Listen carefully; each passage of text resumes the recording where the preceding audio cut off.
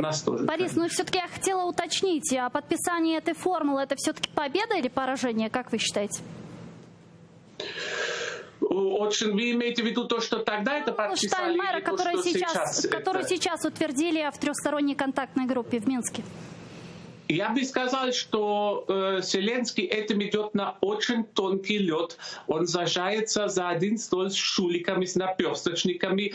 И если он действительно сможет переиграть Путина в этом, тогда это хорошо. Но я знаю Путина, это ФСБшная школа, КГБшная школа, и я очень боюсь, что он тут все-таки окажется хитрее. Я считаю, это очень опасная игра, которую сейчас играет Зеленский. Он может выиграть, если он действительно тут может быть хитрее русской стороны, и я ему это желаю от всей души, но зная Путина, зная КГБ, зная всю эту контору, зная, как Кремль работает, я все-таки боюсь, что Зеленский может оказаться слабее. Будем смотреть правде в глаза.